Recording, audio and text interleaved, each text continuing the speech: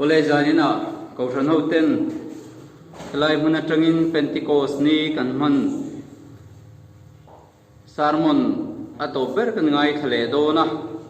zaina hian kan thopoi tur chu tharau thiang lim min ti huai sen tu ti ani do na kausan hote mani muna kan ina emo varanda te kan omani pon ngun takin kan thu soi te mi lo ngai thak sak turin kan han som ma sa cheu ni e pathian thu thiang him mi lo ngai thang u tir ko te thil ti bung hi chang som pani atangin som ni le pakhat zovin kan sirang e tir ko te bung hi chang som pani atangin som ni le pakhat zovin tin an za chuan mak an ti hle maya angai na an shelawa heng hi eng ti ziang e ni anin tia then khatin an nui sana wain thar an ruye ni hi an tia nima sela petera tu som le pakhat tenen an ding za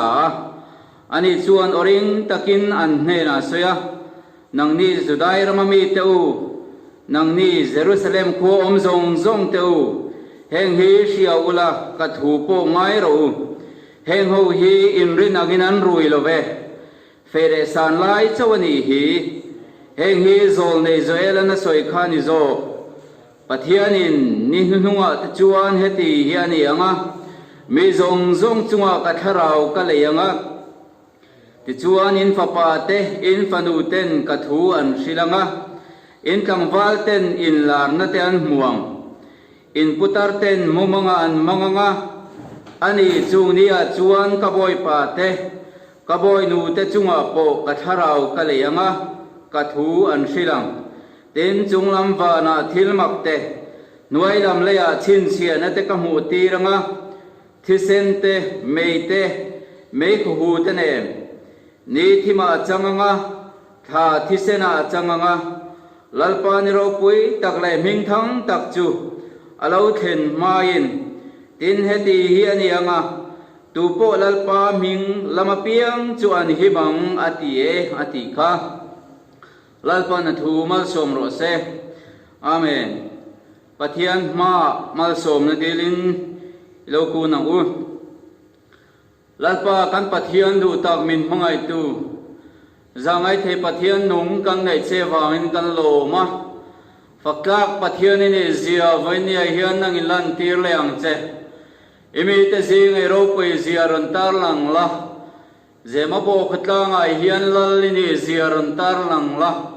he khovel lal te hian lal te lal ni zia hilo sia sela tun sileng kara hian lal pa ipol thar na kan don theina turin zaina he muna hian lal pa kan o se pha piang ten tharau ale disa tharau dam nan lo chan theina turin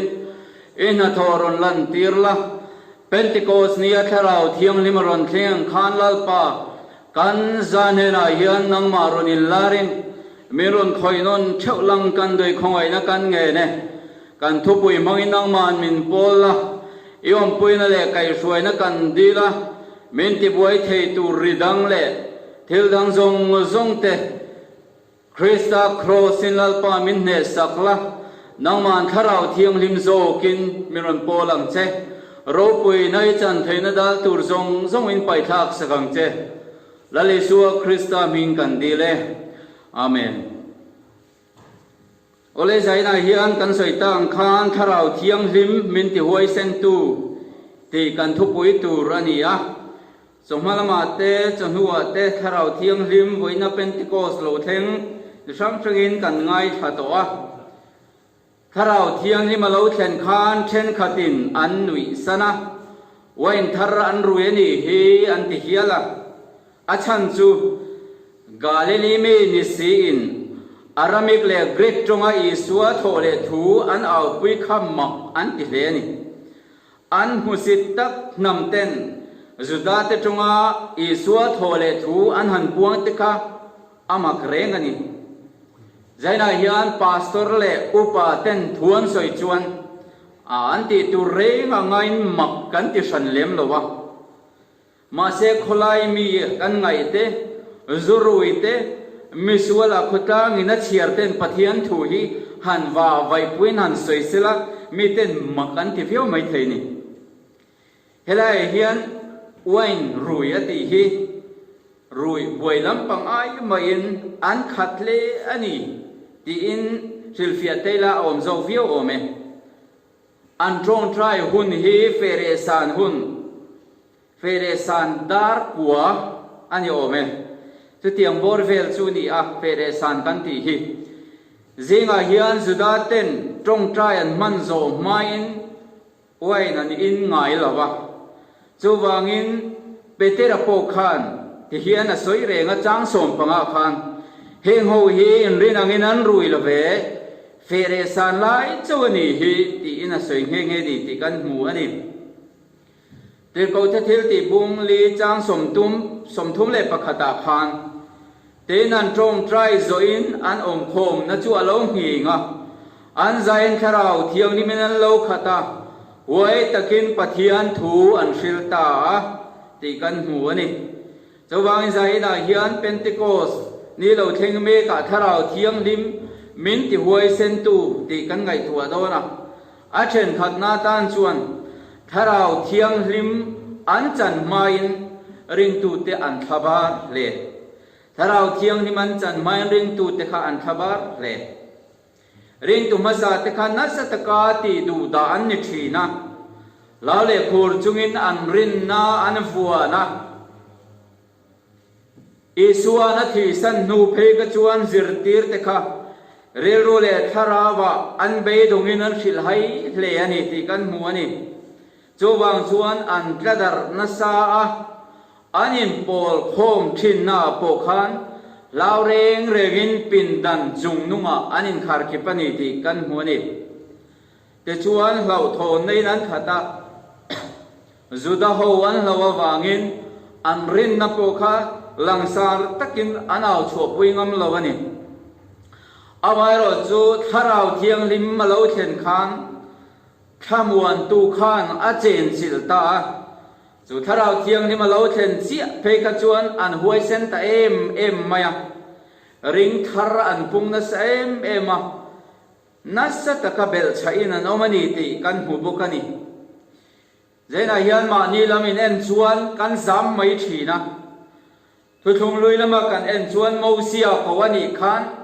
a phana sa le maya pathian ne na khan ati thaya ngai lawani pathian in he na om dona lo ma ti chia khan mo sia ne na huai sen na tharau alo theng ta Israel mi te kanan ramatanga chan chuak tur khan a pen chuak ta ni ti kan hu tin zol nei Jeremiah chung chang kan en chuan zol nei Jeremiah po khap ko ani khan azam na samaya no pang mai ani zia in shia thu soi thiam ani lo zia in shia khan a phani ti kan mu boka amaro chu pathian tharau khan inhena ome ti in athamuana ti chuan huai sen takina pen chuak theita ni ti kan mu una du tak teu zaina hian hlau na hian suala keng tela chu chuan dot soi na zui ngei bokani ke ma ni sahim na kan duwa wang hian dot kan soi fo thina kan hlau wang hian dot kan soi tel thina ni Bible a hian hlau lo tura fuina atam hle maya hlau su khamwan takinom ro hoi takinom ro ti hi voi zathum som ruk le pangai tam Bible a kan huani kum khata hian ni tin chung trong kam chu mang don ta ila kan mang seng lo zo gang ti khop chuan kan pathian tu hian hlau lo tu le thamong tu ramin chil mek lai hian enga tinge voinia hian kan thai amuan thei chuan silo le eng wange mo chuan kan laboral vek dona amai ro chu kan phim khur lo luata keima nin kan chou chua wanga kan boral pha na po mai the amaro churing tu te Mizoram Christian te lao no po tur kan ni chem le ti zai ni hian karil ru om chin kan chunga khuarel hi kan dan thei chu anim hak lowa ring tu masa te tharau thiang liman chan ma khan an lao thong em an lo nei nan khata in khom po an khom thangam lowa lao le khur chungin an in khom thin ani ti kan ngai tha khat yang din muna hian kan ding lek lek emo te hi ka ti rum thin ani la le suan thamuang takinom ro ke khovel kangam ta ati khamo pathian thu ka zirma hian akua po keima po hi midoi kan thin ani tang malai po ami po sual ve ngam lowa ui nita ila amei khu ang turchi reng mai hi kani ma se pathian in rong bol turaminan ko chua chia chu lalpa enge mokati ve ama engtin nge moi chan chen thai ka sil veang le namdang zinga tia ka zo na chu pathian in inena ko om zel do na lom ti hin chiang takin min han shila ram thara kanan lut ve ta tharau chiang limin min chen chila eng ma hi lo na om to lo RSS le min do dal tu ta chu kan ma chon ngama eng po lo thing sela lalpan min muana lok na zong zong kha bo ni chu ni tharau thiang lim om pui na chu ko san ho ten kan chang the ni ti siam bu adot le a chuan tharau thiang lim chang tu ta chu an huai sen chin a then ni na chuan tharau thiang lim chang tu ta chu an huai sen chin tharau thiang lim ma lo then khan thil ti thei na min tiam nga la ni chu thil ti thei na chuan huai sen na akeng tel boka kol kil khen pa thu se tu ni a thil ti thei na ne ya dam lo te chungan lu an lu chua kun nga ta trong trai a an dam zel tur thu thil ti thei na min tiam ani zai nai nu nau te u thu thung lu ya chuan Daniel ate thian zo khai lo thir tiang Daniel ate thian zo kha pathian thara vinan lu khat tak ta mo me puya an pai lu po khan zan na chete man nei lawa chu pathian tharau chuan a chen chila an sam zai pakhat po kang lo ni ti kan Daniel chu sakei bak nei pu ka paina oma azam ha ulawa chu sakai bak nei mui chu te chi ni in pathian tharau chuan op bet tleta a om puya chan hi mani ti kan bu bo kani thu thung lu ya tho khan Eliza le baal pui thiam ho chan chin kha kan sheo me Eliza chuan ama ako tu le atir tu a shachiang em huai takin baal pui thiam le zol nei te kha ati el ngama pathian tharau amma oma chu in el na ro pui taka chuan baal pui thiam te chuan an mai cham chu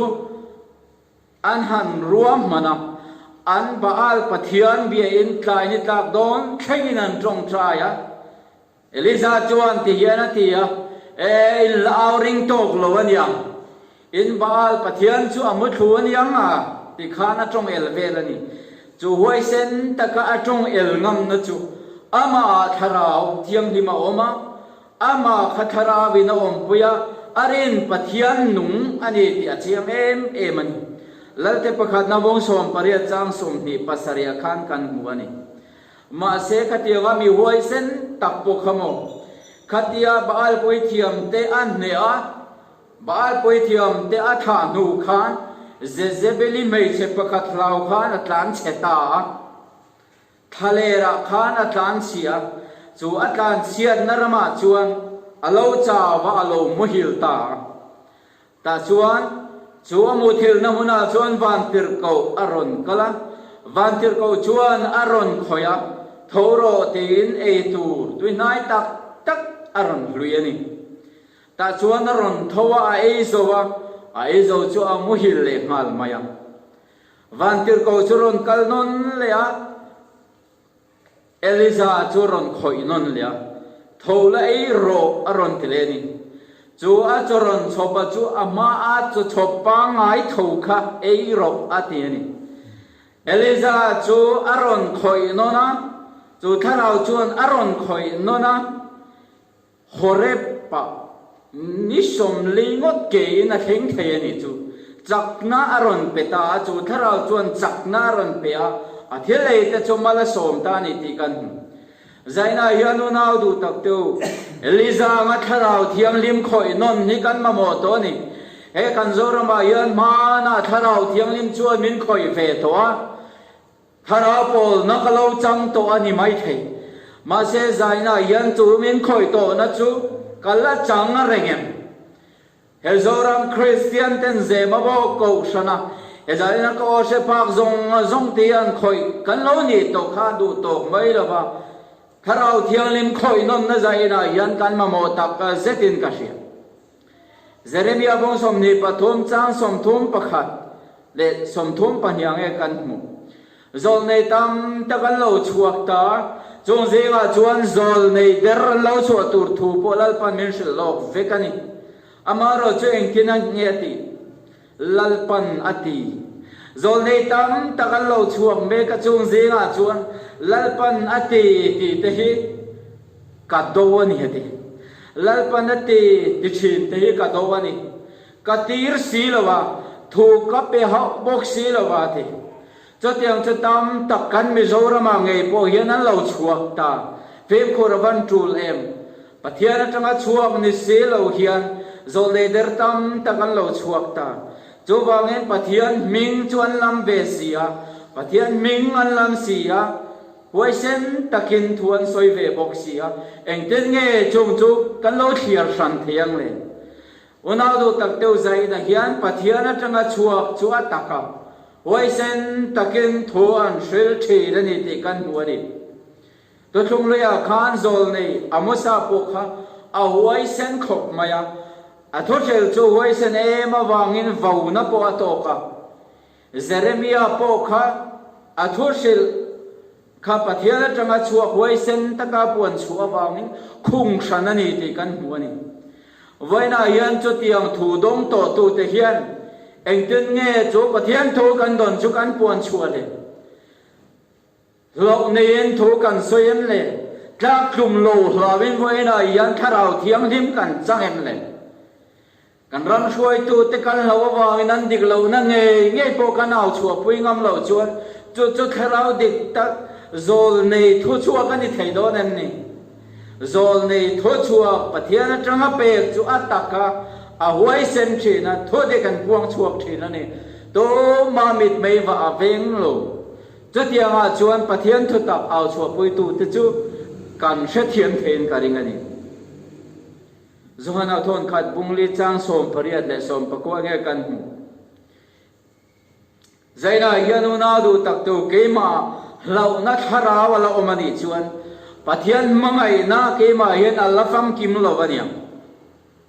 pathian mangai na keima fam kim lo chuan keima lau na thara wala mang tharau thiam lim chan kalama mo le ti na ni chu ring tu masa te kha baptisma chu an chang ve maya ma se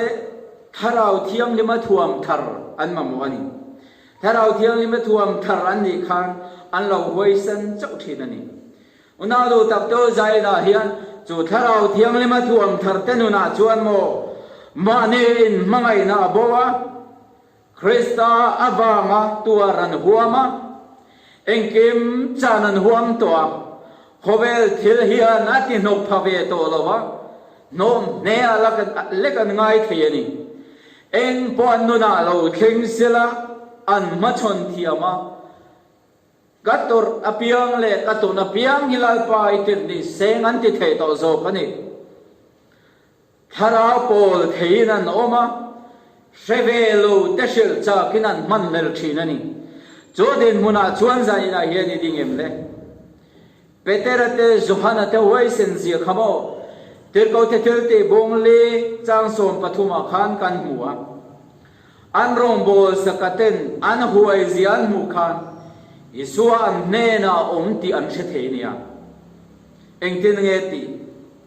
waisen takin petera chuan lale suan nunga zoi lai pa adoi zepol aphat san tu pol khania amaro chu tirko te thilte bongne chang som ni pathuma chuan nang nen kan lale suwa Krista chumi sual te kuta cross ai kheng beta ati sak sak bam toni tharau pol nan don ta ka chuan chỗ mấy po là thì lâu từ cầu thì thiếu thì bung lê trang sôm bạc quanh thì nghe thì cái này dùng thiếu căn mồ lê căn riết thì soi là bên căn ông thầy lâu văn này ở thế này bát hiền thu zo mai nang ne thu thi zo min kan ti dik zo kang mo ti na chal sak ngamani kha tiang chuan peter le zo na chu hoi sen na in tharau thiang ning khan apol ta to man ha to lo an kan che to lo bani ti kan muni zora le estol in kara mahane dana khan lalpa tharawin samsona kha aron khoya samsona kha khoi ani khan ama kasin sakai bak nei kha kel no te ang mai khat apot som te thenia timna khonolain thoro ka puan tirawa ina thin rem lituka lalpa khara vinan thuang chia chu askelona mi som thum ngot azu thatani ti kan hu Philistia hovinan hoem em maya present tharan leya chuan an phuar beta ma se chung zong po chu khara vinaran pol chia chuan a tal som vekani ti kan hu bokani chu ni khara vina pola pathian ina ko te ne na om na a thil ti thei zia atar landan chu unaw te za ina hian tlak tlum lo wangin thu dek chui tan ngam lawang mo dik na din chan thei nan imol ngamangem kharau thiang ni ma wangin zaina hian mi an ti chene tuar ngamangem zaina hian kan zorama hian diklo na tam takom thu kan thu sel tu tam taktina naw chua pui mek zela ma se ti dik to turin tunge dingama zaina hian chong ti dik to tur chuan nang hi pathian ina ko chen nang ine ti lo chuan tu ma ti turanom chuang lo apathum na chan chen tha hi huai sen takanun pui turani chan chen tha hi huai sen takanun pui turani kol kil kheng poin ka thu se tu te in liangat zaira yan thu se tu ni mai hi chu thil har san ni lo mai the Christian te chu thu se tu an ni ya thu se tu in aken tel chu ma tar na ni thu se tu chui lo ni ve maya ma se Christa minga wang yan voi ni ya yan I mar tar ve ngamang em ne Christian ram mi zorama chuan aho ho Christian na chuan kan por viawa ni mai the indo le min do dal tu te to ma Christian nom velo na hian e Christian ni na he tar lang ngamang em maltat ngam ring tu ni atul to ani tir kau ten huai takin chan chin tha chu an tlang au puya pola chuan ne tenin ring ve tu rin mi a thlem thina turanna zirtir nei na chuan ni tin pola khan mi tial thina ni efesi khuami te chuan Zohana baptisma simna baptisma chu an chang ve a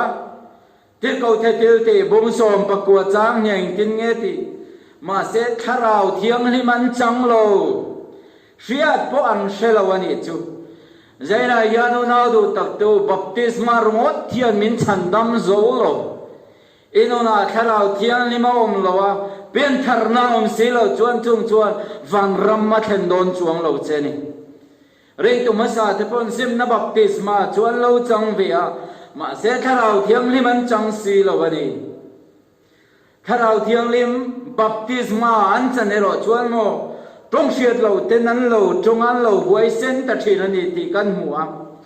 anin pom khat na chuan midang tenuna na satakin thua soya me te ania ring thar tam takalo siam zok thina ni ti kan mu Mizorma ko sang kan tam hlemai ho ko san ho te in pum khatam omiam Christian te churing lo te hian in pum khat tura min ngaya ang khat veka min ngaya amaro chu member te kanin naruk saka Bible thu ho te chang lar lor chuakin ko san kan in chen dara hoin soi khomang umiang thumun kan tum chuwan ramakal vekani kan go la inang veka amaro chu zaina yaninga tinge kan lungrol theilo le hindi ho ma ringlo ma hinduan ni tapa lungrol a christian te zo hi kanin doba kanin kam sia ka kanin elrela joba wen kai ma ni a hian ringlo ten christa melan mutheil lobani in fia ngai tak sitin ka sia koren thon khat bung som paruk chang som pathuma chuan in ti huai rawti martar masaber stefan kha amartar laikhan luminan den rui laikhan ama taksalama en chuan han tur zo chi rualanilo ma se tur saka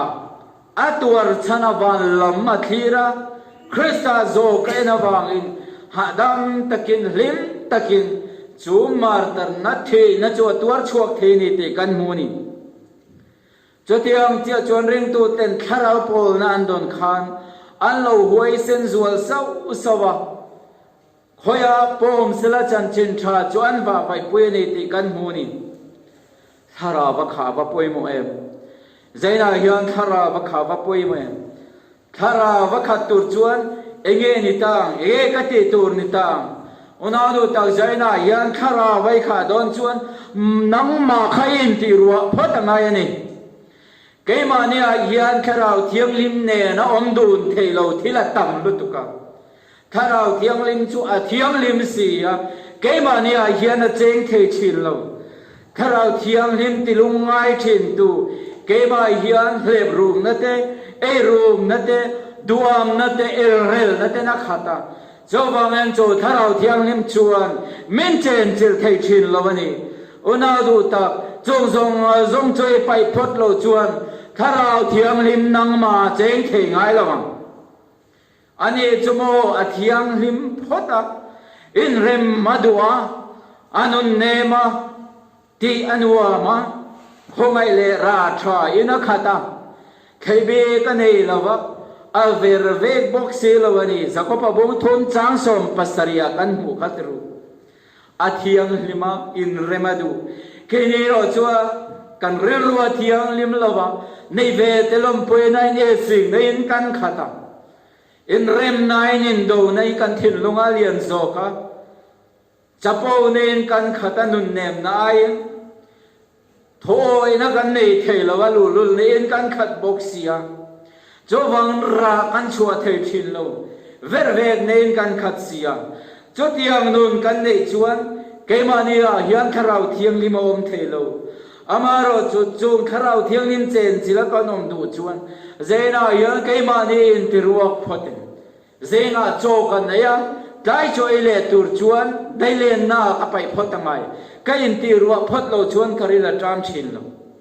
hebrai bung som pathum chang rukai in tin nge kan kal masa te ring to tu te chan chin tha min lo sil tu te kha rering turin min ti sin an ren dan chui zirang u ring tu masa te khuchumo anin pum khata an thil ne anin tro ma tu man katan tilo ani lo piang te an chom dol zo kani ti kan mu ani zaina yan sir tur kan van nga tak em kal masa te kha a mishing la ma po mitlom te mi mol an ti thin te ani amaro chu tharau thiang limen da thuam ka chuan mi feng pui te chu an da zero thak the ni tuarna alo thenin min tuar sakto krista chuan entry na luka bung som ni pali chang som ni paruka kha kan mu ani min tuar sakto krista hi kan ma kala peterathon kan bung ni chang som ni pakhata en ton turi so krista khamin no chiani ti she apia na tanga ti khen kan tur nen ahon pum puya mangral thakani lale suadam lai khovela len lai khan anui thom ti reng hi kan singlai lo alungai zia kan sia tur nain kalvari tlang atur chuak parani ti kan jobangen cross puchunga ania ka zoi mai tur chu kan van cm turu unadu taktu ani chuan mezong zong hi chan dam oma duwa kan chunga tha te chau chunga that thi atok me wang mo ring lo te pon chung te chu an ti ve tho lo ring lo te po tun lockdown chung piang an luang chua ka sin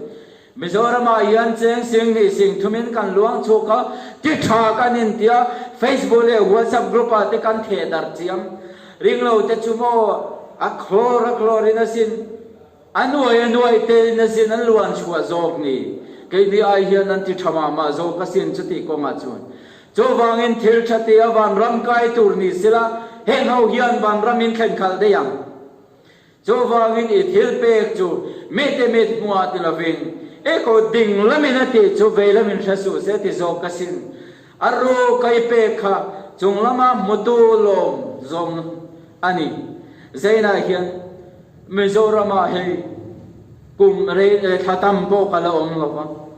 dik na yang rorel lo na chitam tak ka munem le in ka sia buk na dik lo te kan en liam mai do nem ni enga tinge reson bu fai chu adik lo tu ra kan da ngot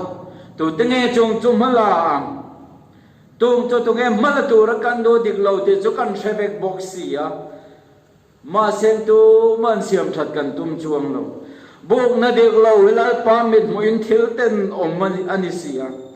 amaro chu thil ten nom te chung sia she chung si yan kan ti renga biagina pathian thu tak kan soya kan nun poi chuang boxi lo chuan eng thil nge kai ma ni a yan tharau thiang lim chumi ten an muang le tunge kan khotlang le kan ram hi kan nam hi siam thang le kai ma yan bul ka tan don lom ni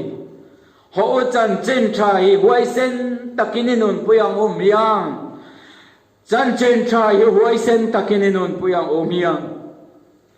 cho bang zai no una du tak teu lau no khovela kanom chung hian koi tu ra chandam kan nia lau na dik lo om ter tu sual kal sanila lau na le sual in zom fo bangin dik lo na le sual hian mishing nun atiral che thina tuar na chu kan tok thewa lawa bang le khabar bangin kan pum pel chuang bok silova huai takalo machon phot mai hi ne na kom khat chuani Calvin College chuan harasat na som kama chuan aron kalamin run pan meka ngoi ringin kalo ngak topa kanhe na lo khen chuan som zinga pakua chu kan ne to ani ti zaina hian hlaw le khur ngot ni lovin chu machon thei turin waisen takin ni lo nga khang miang rombong ria chang som ni paria teng tin de kan mu kan that na turin eng kim men tho sak zok thin ani zaina hian kan chunga theng zong ilal pan min hriat puya indona sipai pakhat hi athia apa chuan ka fa pa athi lai khan pathian kha khoya nge mom le tin pastor zota afa pathi lai om na pa ngaya tho khana la om rengani tin changa chumi zom zia chu lalpan min hriat puila wa thil kheng eng ma om lova kan tuar phal hian angoi reng fo thin zo kani kan tuar na te hi nakina kalalo man tiro poi tu turalani ya kan lalo khom tiro poi tu turalani zo kani cho kan testimony tiro poi tur zo kani cho wangin kan tuar hilal pan na phal te me mai maro chu alo thonin kan tuar lawang ti siang u ama mangai na fam ki ma chuan lo na abowa zaina yan kharau thiang lim ne ya khoi non nai changang u khai zaina yan lisang khan khoi non nai changang u kan chungai tho katuna yan min chop me ka amaro chu tharau tharini e yang u khai tharau thiang lim chang tu te chuan launa ta kan sale nga waisen takina rong kan bol thei to zok do na ni chu she en zaina yan ko than hote tharau thiang lim min ti waisen tu chang the turin du sakna kalan chewa lalpan athu kan za tan mal som ro se amen